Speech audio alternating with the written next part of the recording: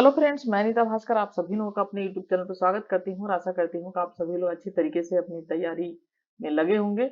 और हम practice set 5 करेंगे आज नागरिक शास्त्र का। ठीक है, हिस्ट्री की वीडियो के साथ साथ इसकी दूसरी वीडियो अपलोड कर दूंगी मैं। ठीक है, तो हम इसके करेंगे क्वेश्चन आज। तो दूसरा क्वेश्चन है हमारा, और वीडियो पसंद आए तो लाइक शेयर अब कमेंट अवश्य करिएगा। और जिन लोगों ने चैनल को सब्सक्राइब नहीं किया, सब्सक्राइब अवश्य कर लें। और जिन लोगों ने अभी तक पहले की वीडियो नहीं देखी वो जरूर पहले की वीडियो अवश्य देख लें। ठीक है, लेक्चर वीडियो क्वेश्चन आंसर जो भी है सब जरूर से एक बार रिवीजन कर लें आप। तो सेकंड क्वेश्चन है, इसमें सेकंड क्वेश्चन से शुरू हो गए। राष्ट्र की जैविक संकल्पना की संभावनाओं का सामना करने पर उदारवादियों ने निम्नलिखित में से किस एक की वकालत की है? ये है सांस्कृतिक राष्ट्रवाद, बी है बहुसांस्कृतिक राष्ट्रवाद, या नागरिक सांस्कृतिक या कल्पित राष्ट्रवाद। तो सेकंड क्वेश्चन का हमारा राइट आंसर है सी, नागरिक राष्ट्रवाद। ठीक है, इसकी वकालत की है। नेक्स्ट क्वेश्चन है, भारतीय संविधान के लिए मसविदा तैयार करने वाली समिति का अध्यक्ष कौन था? मसविदा तैयार करने वाली भारतीय संविधान की समिति का अध्यक्ष कौन था? थर्ड क्वेश्चन का राइट आंसर है हमारा जो है डी। ठीक है, डॉक्टर बी आर अम्बेडकर। ठीक है, और नेक्स्ट क्वेश्चन है, निम्नलिखित में से किसने उदारवादी लोकतंत्र के विचार को 4 प्रतिमानों के संरचनात्मक, विकासात्मक, संतुलनकारी और सहभागी में श्रेणीबद्ध किया? फोर्थ क्वेश्चन, और हम Harold Laski, L T house, C B Macpherson. तो हमारा राइट आंसर इसमें है फोर्थ क्वेश्चन का सी, सी बी मैकफर्सन। ठीक है, सी बी मैकफर्सन ने जो है उदारवादी लोकतंत्र के विकास को 4 प्रतिमानों में इन्होंने संरचनात्मक, विकासात्मक, संतुलनकारी और सहभागी में श्रेणीबद्ध किया है। नेक्स्ट है फिफ्थ क्वेश्चन, निम्नलिखित में से किसने अधिकार का कार्यात्मक सिद्धांत प्रतिपादित किया? फिफ्थ क्वेश्चन का हमारा राइट आंसर है सी, एच जे लास्की। लास्की का कहना है कि अधिकार सामाजिक जीवन की वे परिस्थितियां हैं जिनके अभाव में सामान्यतया कोई भी व्यक्ति अपना सर्वोच्च विकास नहीं कर सकता है। ये लास्की का कहना है और ये कथन में आ सकता है। एक बार मैं और रिपीट कर देती हूँ, अगर आप लिख सकते हो तो अवश्य लिख लीजिए। इसका कहना है लास्की का कि अधिकार सामाजिक जीवन की वे परिस्थितियां हैं जिनके अभाव में सामान्यतया कोई भी व्यक्ति अपना सर्वोच्च विकास नहीं कर सकता है। ठीक है, ये कहा है लास्की ने। तो इसने अधिकार का कार्यात्मक सिद्धांत प्रतिपादित किया है। सिक्स क्वेश्चन है, निम्नलिखित में से किस विचारक ने सकारात्मक और नकारात्मक स्वतंत्रता की संकल्पना निरूपित की? Karl Marx, C B Macpherson, Isaiah Berlin, Michael Oakeshott. तो सिक्स क्वेश्चन का right answer Isaiah Berlin. Seventh question है, निम्नलिखित में से किसको गैब्रियल आलमंड द्वारा समूहों की एक श्रेणी के रूप में प्रस्तुत नहीं किया गया है? क्या कि पूछा नहीं किया गया है। तो हम देखते हैं, संस्थागत हित समूह, संघीय हित समूह, गैर संघीय हित समूह, अभिवृद्धि हित समूह। तो हमारा सेवंथ क्वेश्चन का राइट आंसर है डी, अभिवृत्तिक हित समूह। जिसमें किया किसका किसका गया है? संस्थात्मक, ठीक है, किया गया है, और असमुदायात्मक है, चमत्कारिक है, समुदायात्मक या संसर्गात्मक, ये सब इसमें किए गए हैं। ठीक है, और इसके साथ एक भी है। नेक्स्ट क्वेश्चन है, फेडरल रिपब्लिक ऑफ जर्मनी में किसी राजनीतिक दल को असंवैधानिक घोषित करने का प्राधिकार निम्नलिखित में से किस एक के पास है? एट क्वेश्चन का राइट आंसर हमारा बुंडे स्टॉक। नाइन्थ क्वेश्चन है, लोकतंत्र का विमर्शी सिद्धांत किसके प्रति विरोध के रूप में उद्भव हुआ? तो नाइन्थ क्वेश्चन का हमारा राइट आंसर है, हम पहले पढ़ लेते हैं पूरा। तर्कसंगत वर्ण सिद्धांत, बहुतंत्र, सुस्थापित लोकतंत्र, मतदाता उदासीनता। तो राइट आंसर हमारा है उपयुक्त सभी, नाइन्थ का डी। और टेंथ क्वेश्चन, निम्नलिखित में से किस एक राज्य को पूर्ण संप्रभुता के सिद्धांत के लिए खतरे के रूप में नहीं समझा जाता?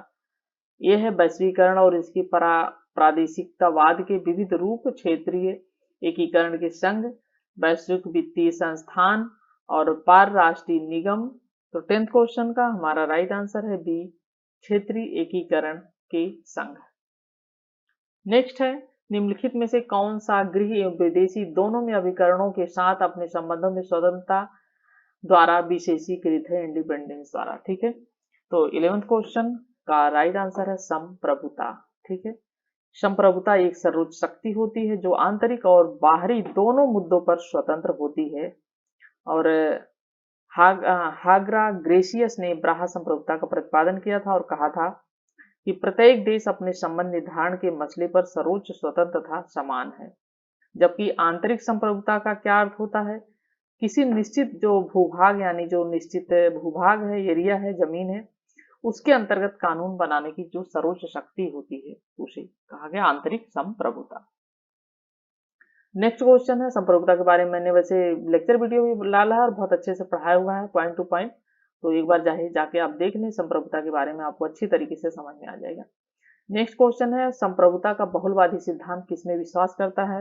राइट आंसर है संप्रभु शक्ति का वितरण। ठीक है, बहुलवादी सिद्धांत क्या करता है? इसको बांटने के पक्ष में रहता है और इसके वितरण के ये विश्वास करता है, बहुलवादी सिद्धांत जो होता है। नेक्स्ट है 13 क्वेश्चन, हर्बर्ट मार्क्यूज की उन्नत पूंजीवाद की आलोचना किस पर आधारित है? तो 13 क्वेश्चन ये है परंपरागत या रूढ़िवादी मार्क्सवादी तर्क, बी है पूंजीवाद के निपात की अपरिहार्यता, सी है सर्वहारा क्रांति की अपरिहार्यता का दृष्टिकोण और डी है एक विमी समाज के जिसमें विरोध के परंपरागत साधन अप्रभावी हो जाते हैं उद्भव का वर्णन। तो हमारा 13 क्वेश्चन का राइट आंसर है डी। ठीक है, नेक्स्ट क्वेश्चन है, कार्ल पार्पर की रचना open society and its enemies, ठीक है, किसकी रचना है? कार्ल पार्पर की। और प्लेटो और अरस्तु, हीगल और कांट निम्नलिखित किसकी मीमांसा है? ठीक है, मार्क्स और वेबर, प्लेटो, हीगल और मार्क्स। तो 14 क्वेश्चन का हमारा जो राइट आंसर है वो है डी, प्लेटो, हीगल और मार्क्स। ठीक है, इनकी मीमांसा है।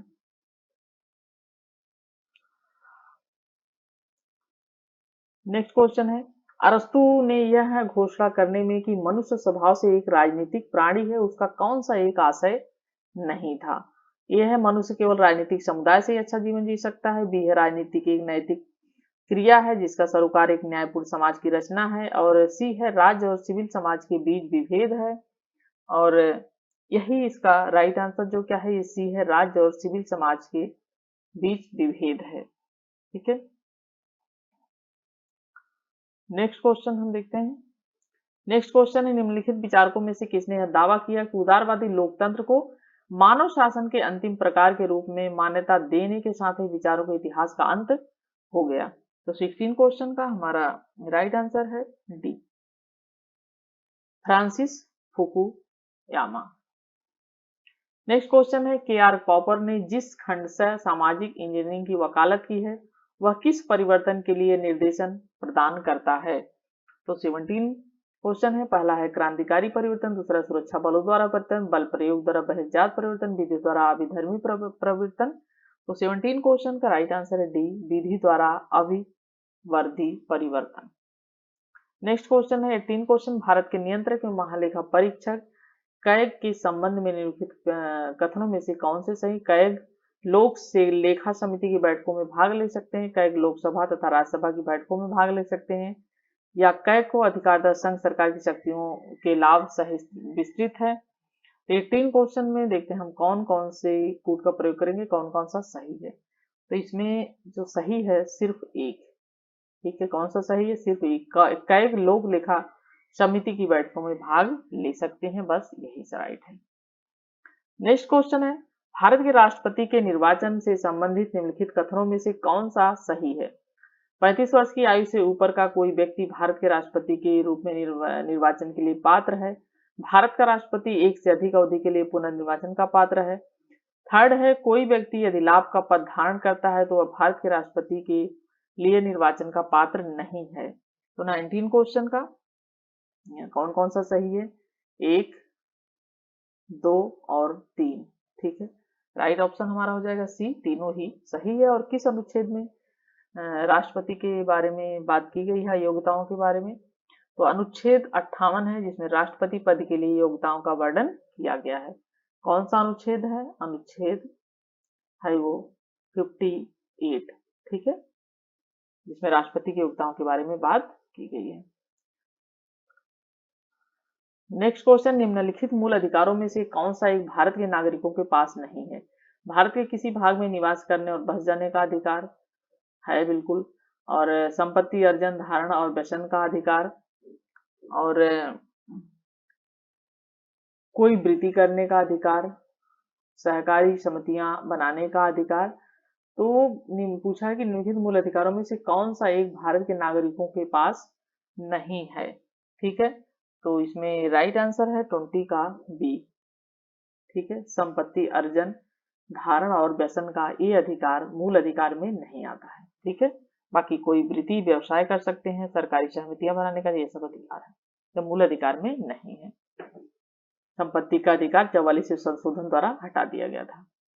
भारत के संविधान के अनुसूची तथा उसके विषय के निम्नलिखित युगों में से कौन सा एक सुमेलित नहीं है।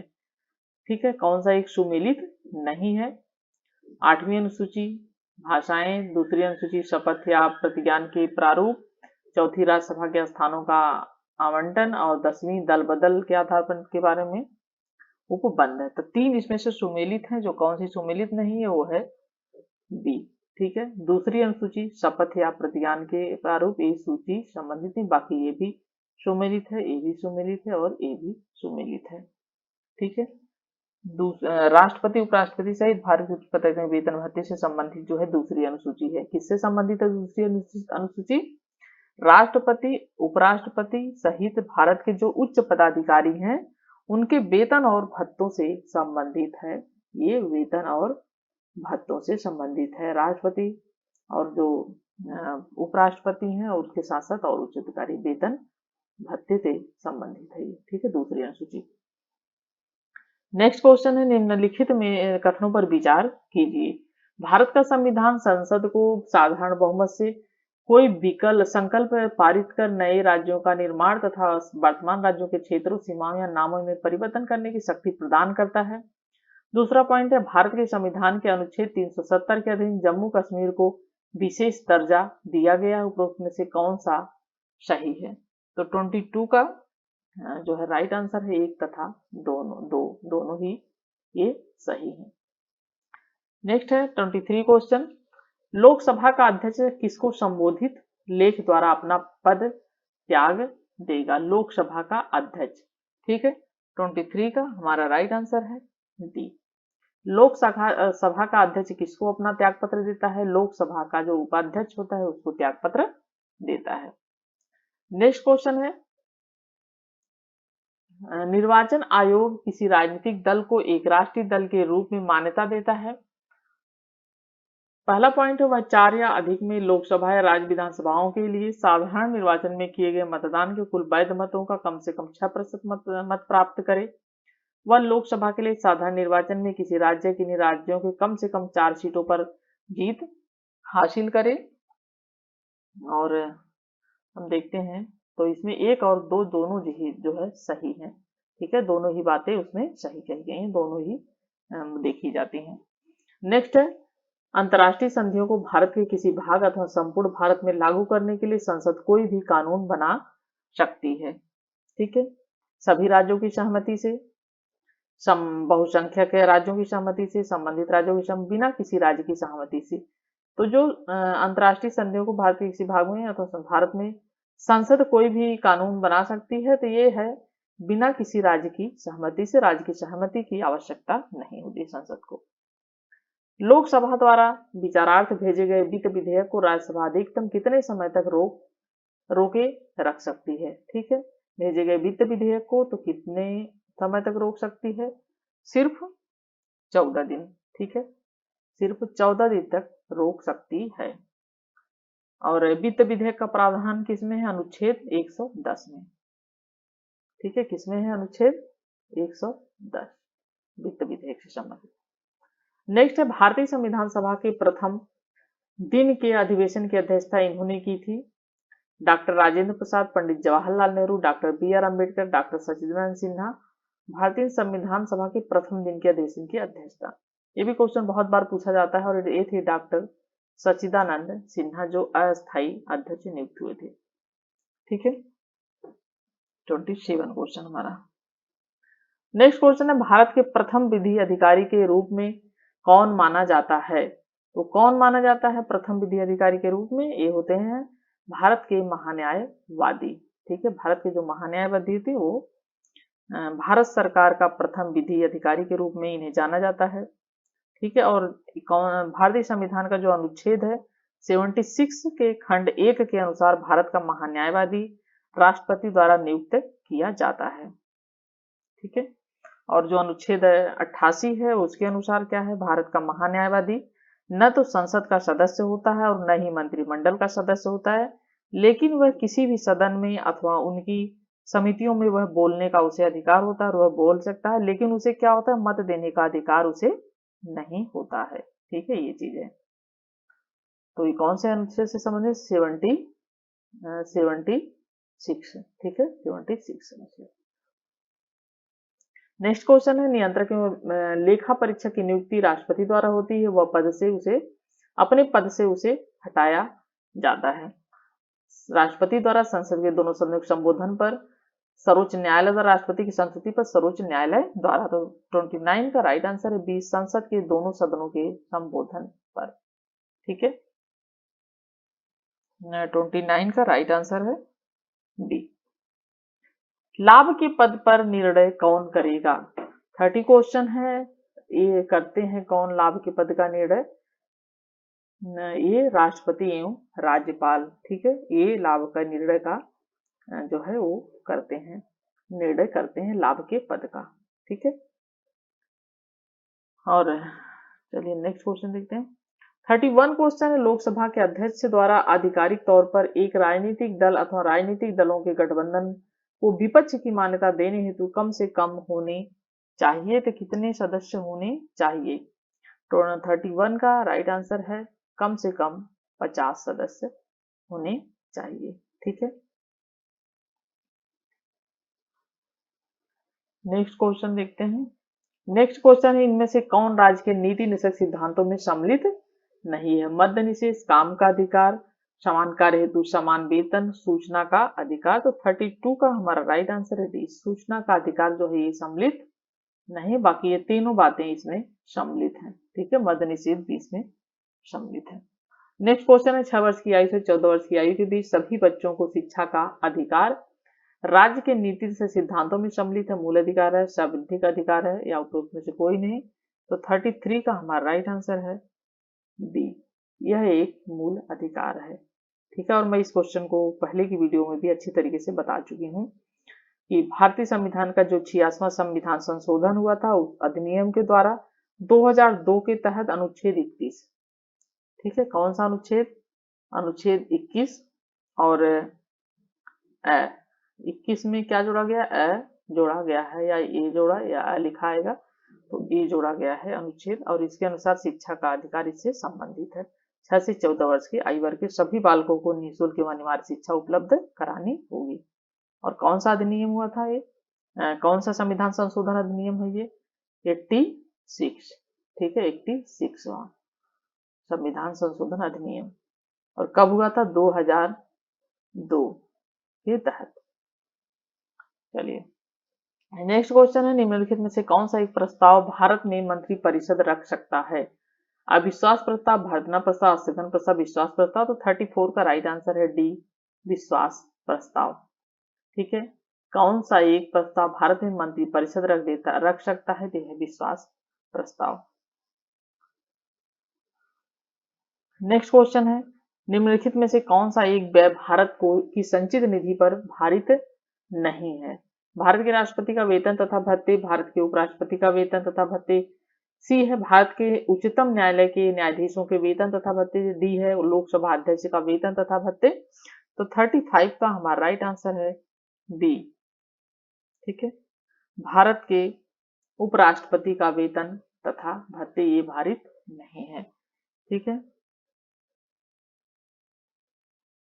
भारत का जो उपराष्ट्रपति होता है राज्यसभा के सभापति के रूप में वेतन व भत्ते प्राप्त करता है। किससे प्राप्त करता है, सभापति के रूप में, क्योंकि राज्यसभा का पदेन सभापति होता है उपराष्ट्रपति। ठीक है, तो उसी के उसमें वह भत्ते और वेतन प्राप्त करते हैं। नेक्स्ट क्वेश्चन है, संसद द्वारा संकट काल की घोषणा का अनुमोदन कितनी अवधि के अंतराल पर होना आवश्यक है। 36 का राइट आंसर है 1 माह।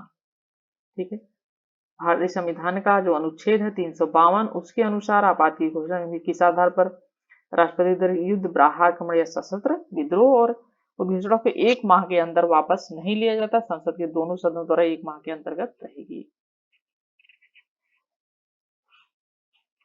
नेक्स्ट क्वेश्चन है 37 क्वेश्चन, निम्नलिखित में से किसी भौगोलिक क्षेत्र को अनुसूचित क्षेत्र घोषित करने का संवैधानिक अधिकार किसको? राज्यपाल, मुख्यमंत्री, प्रधानमंत्री, राष्ट्रपति को? तो 37 का राइट आंसर है डी, राष्ट्रपति को। ठीक, अनुसूचित क्षेत्र घोषित करने का संवैधानिक अधिकार राष्ट्रपति को होता है सिर्फ। नेक्स्ट क्वेश्चन, आयात एवं निर्यात पर लगाए जाने वाले कर किस नाम से जाने जाते हैं? आयात एवं निर्यात पर, तो इसे कौन सा कर कहा जाता है? राइट आंसर है सीमा कर। ठीक है, सीमा कर बोला जाता है इसे। नेक्स्ट क्वेश्चन है, वित्त आयोग के राष्ट्रपति को संस्तुति भेजने में मुख्य रूप से संबंधित है। ठीक है, संबंधित है राज्य को दिए जाने वाले अनुदानों के सिद्धांत से, राज्य एवं केंद्र के बीच करों के बंटवारे से। तो कौन सा इसमें सही हो सकता है? 39 का, और हमारा राइट आंसर है इसमें दोनों ही सही है। ठीक है, ए भी और बी भी। नेक्स्ट क्वेश्चन, निम्नलिखित में से कौन संप्रभुता के विधिक सिद्धांत के प्रमुख प्रतिपादक हैं? Locke, Bodin, Rousseau, Austin. संप्रभुता के विधिक सिद्धांत के कौन प्रतिपादक हैं? 40 क्वेश्चन का राइट आंसर है डी, अस्टिन है। ठीक है, विधिक संप्रभुता के, और इन्होंने प्रभुसत्ता का जो विचार की सर्वोत्तम व्याख्या की है। ठीक है, नेक्स्ट क्वेश्चन है 41, अमेरिकी संविधान में बिल ऑफ राइट्स किस संशोधन द्वारा जोड़ा गया था? 13वां, 14वां, 15वां या प्रथम 10 संशोधन? तो 41 का राइट आंसर है डी, प्रथम 10 संशोधन। अमेरिका के मूल संविधान में मौलिक अधिकारों की कोई व्यवस्था नहीं थी। 1971 में प्रथम 10 संशोधन करते हुए मौलिक अधिकारों को अपनाया गया था। 1971 में, ठीक है, अपनाया गया था। नेक्स्ट क्वेश्चन है, इससे पहले मौलिक अधिकार की व्यवस्था नहीं थी वहां। सरकार में वित्तीय समावेशी कोष FIF बनाने, ठीक है, सरकार में वित्तीय समावेशी कोष बनाने का निश्चय वित्तीय संकल्पना समिति की संस्तुति के आधार पर किया जिसके प्रमुख थे, तो कौन थे? 42 क्वेश्चन हमारा है, और राइट आंसर है सी, रंगराजन। ठीक है, सी, रंगराजन थे। और समिति में अपनी रिपोर्ट माइक्रो फाइनेंस की नई धारणा दी इन्होंने, और राष्ट्रीय वित्तीय समावेशन मिशन के निर्माण की इन्होंने संस्तुति भी इसमें की है। नेक्स्ट क्वेश्चन है, एक बार जो FIF है इसका इंग्लिश में भी नाम आप जरूर देख लीजिएगा, मुझे याद नहीं है इंग्लिश में। वित्तीय समावेशी कोष 42 का है, एक बार इंग्लिश में देख लीजिएगा, थोड़ा सा चेक करके, चाहे गूगल पे चेक कर लीजिएगा, क्योंकि आ जाता है कई बार। निम्नलिखित में से कौन मानवीय विकास सूचकांक का तत्व नहीं है? 43, निम्नलिखित में से कौन मानवीय विकास का सूचकांक का तत्व नहीं है? शिक्षा, जीवन प्रत्याशा, प्रति व्यक्ति या निर्धनता रेखा के नीचे लोगों की संख्या। तो मानवीय विकास सूचकांक का कौन सा तत्व नहीं है? 43 का हमारा राइट आंसर है डी, निर्धनता रेखा से नीचे के लोगों की संख्या। ठीक है, जो मानव विकास सूचकांक होता है उसमें 3 तत्वों को सम्मिलित किया जाता है: शिक्षा, उपलब्धि, जीवन प्रत्याशा और प्रति व्यक्ति आय। और जो निर्धनता रेखा से नीचे के लोगों की संख्या होती है वह HDI का तत्व होता है। ठीक है, किसका तत्व होता है? HDI का तत्व होता है, और इसका भी फुल फॉर्म जरूर देख लीजिएगा थोड़ा सा। नेक्स्ट क्वेश्चन है, जेल सुधार किस राजनीतिक विचारक ने प्रस्तुत किए? प्लेटो, अरस्तु, बेंथम, रूसो। तो 44 का हमारा राइट आंसर है सी, बेंथम। ठीक है, जेल सुधार राजनीतिक विचारक ने प्रस्तुत किए तो ये है बेंथम। और अगर मुझे FIF या HDI का फुल फॉर्म मिल जाएगा तो मैं आपको बिल्कुल इसमें कमेंट में मैं इसका बता दूंगी। ठीक है, आप एक बार देख लीजिएगा। मनु द्वारा प्रतिपादित राज्य की उत्पत्ति के दैवी सिद्धांत में राजा को किसके अधीन माना है? ईश्वर के अधीन, प्रजा के अधीन, नैतिकता के अधीन, धर्म के अधीन। तो 45 का हमारा राइट आंसर है ए, ईश्वर के अधीन। मनु द्वारा प्रतिपादित राज्य की उत्पत्ति के सिद्धांत दैवी राजा को किसके अधीन माना है? ईश्वर के अधीन माना है। 46 क्वेश्चन है, किस विचारक के लिए धर्म और राजनीति अलग अलग नहीं है? किसके लिए अलग अलग नहीं है धर्म और राजनीति? विनोबा भावे, महात्मा गांधी, जयप्रकाश नारायण, राम मनोहर लोहिया। तो 46 का हमारा राइट आंसर है बी, महात्मा गांधी। और मैंने महात्मा गांधी पे 3 चैप्टर डाला हुआ है बहुत अच्छी तरीके से, मतलब चैप्टर तो एक ही है, मैंने 3 पार्ट डाला हुआ है उसका, महात्मा गांधी पे, गांधीवाद पे। तो जरूर उसे देख लीजिएगा एक बार, क्योंकि इनके बारे में क्वेश्चन आना ही आना है। 47 क्वेश्चन है, स्वतंत्रता और समानता एक दूसरे के पूरक हैं, इस विचार के समर्थक कौन है? ठीक है, तो प्रोफेसर जोड़, डॉक्टर आशीर्वादी लाल, रूसो मिल। तो इसका 47 का हमारा राइट आंसर है डॉक्टर रूसो। ठीक है, रूसो हैं ये। और 48 क्वेश्चन है, मौलिक कर्तव्यों को संविधान के किस संशोधन द्वारा कब सम्मिलित किया गया था? तो 48 का हमारा राइट आंसर है डी, 42वां संविधान संशोधन 1976 के द्वारा। ठीक है, नेक्स्ट क्वेश्चन है, भारत में किस कारण से शासन संघात्मक है? तो न्यायपालिका स्वतंत्र, संविधान लिखित है, संविधान में संघ और राज्यों के मध्य शक्तियों का वितरण किया, मंत्रिमंडल सामूहिक उत्तरदायित्व है। तो 49 का हमारा राइट आंसर है जी, संविधान में संघ व राज्यों के मध्य शक्तियों का वितरण किया गया है। 50 क्वेश्चन है, संविधान के उद्घोषिका में समाजवादी व पंथ निरपेक्ष किस वर्ष संशोधित कर जोड़ा गया था? तो 50 क्वेश्चन का हमारा राइट आंसर है बी, 1976 में जो 42वां संविधान संशोधन हुआ था उसमें जोड़ा गया था समाजवादी और पंथ निरपेक्ष दोनों शब्द। ठीक है, समाजवादी और पंथ निरपेक्ष जोड़ा गया था 42वां संविधान संशोधन द्वारा 1976। ठीक है, 42वां। नेक्स्ट क्वेश्चन है, राज्य की कार्यपालिका शक्ति किसमें निहित होती है? तो 51 का हमारा राइट आंसर है डी, राज्य की जो कार्यपालिका शक्ति होती है वो होती है राज्यपाल में निहित। ठीक है, और केंद्र की राष्ट्रपति में निहित। 52 क्वेश्चन है, संसद की कार्यवाही में शून्यकाल का अर्थ क्या होता है? समय जिसमें सदस्यों द्वारा पूछे गए प्रश्नों के उत्तर दिए जाते हैं, प्रश्नकाल के बाद कई घंटे के समय कोई कार्यसूची नहीं निश्चित रहती है। तो हमारा जो इसमें राइट आंसर हो जाएगा 52 का वो है बी, क्योंकि प्रश्नकाल के बाद का 1 घंटे के का समय जिसमें कोई भी प्रश्न बिना कार्यसूची के पूछा जाता है, उसमें सूची में नहीं दिया गया होता है, वो उस प्रश्नों को इसमें शून्यकाल में पूछा जाता है। खाली टाइम नहीं होता है कि बिल्कुल खाली और शून्य है, तो इसमें प्रश्न पूछे जाते हैं। ठीक है, और लेकिन वो सूची में नहीं लिखे गए होते हैं, वो पूछे जाते हैं। संविधान की किस धारा के अंतर्गत अस्पृश्यता पूरी तरह समाप्त कर इसके प्रचलन का किसी रूप में निषेध कर दिया गया? 53 का हमारा राइट आंसर है जो है बी। ठीक है, अस्पृश्यता किसके द्वारा समाप्त की? अनुच्छेद 17 के द्वारा। नेक्स्ट क्वेश्चन है, विधि की उचित प्रक्रिया न्यायिक प्रक्रिया का एक आवश्यक लक्षण है, यूके में, फ्रांस में, यूएसए में, भारत में। 54 का हमारा राइट आंसर है सी, यूएसए में। ठीक है, शीत युद्ध शब्द का प्रयोग सर्वप्रथम किसने किया था? बर्नार्ड बारूच, मार्गन्थो हार्टमैन, विपुल फ्रेंकेल द्वारा। तो 55 का हमारा राइट आंसर है बर्नार्ड बारूच द्वारा शीत युद्ध का शब्द का प्रयोग किया गया था। 56 क्वेश्चन है, the metaphysical theory of the state. ठीक है, the metaphysical theory of the state नामक पुस्तक का लेखक कौन है? L T. Hobhouse, B. Bosanquet, F.A. Bradley, T.H. Green. तो 56 का हमारा राइट आंसर है L.T. हॉबहाउस।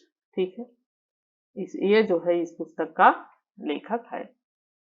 नेक्स्ट क्वेश्चन है 57 क्वेश्चन, भारतीय संविधान की समवर्ती सूची में लिखित में से क्या शामिल नहीं है? जनसंख्या नियंत्रण, परिवार नियोजन, आर्थिक एवं सामाजिक योजना, लोक व्यवस्था, विवाह और विवाह विच्छेद। तो इसमें से पूछा है क्या शामिल नहीं है, तो ये शामिल नहीं है लोक व्यवस्था। ठीक है, लोक व्यवस्था शामिल इसमें नहीं है। नेक्स्ट क्वेश्चन है, यूनानियों ने न्याय के किस पक्ष पर जोर दिया? सामाजिक, नैतिक, कानूनी, राजनीतिक। तो इन्होंने किस पक्ष पे जोर दिया है? 58 क्वेश्चन का राइट आंसर है नैतिक पक्षों पर इन्होंने जोर दिया है यूनानियों ने। और इन्होंने न्याय की व्याख्या नैतिक आधार पर की है, और न्याय को आंतरिक चेतना का प्रतीक इन्होंने माना है न्याय को। ठीक है, सामाजिक न्याय का लक्ष्य है राष्ट्रीय हित, सामाजिक हित, गरीब का हित, जाति का हित, तो 59 का हमारा राइट आंसर है बी, सामाजिक हित। ठीक है। नेक्स्ट क्वेश्चन है, निम्नलिखित में से कौन सा दृष्टिदोष उदारवाद के सिद्धांत से संबंधित है? प्रतिस्पर्धी समूह, पराधीन वर्ग, वर्ग संघर्ष, वर्ग विहीन समाज। तो 60 का हमारा राइट आंसर है प्रतिस्पर्धी समूह। ठीक है। कौन सा उदारवाद से संबंधित है? प्रतिस्पर्धी समूह। और उदारवादी जो होते हैं इनका दृष्टिकोण क्या होता है?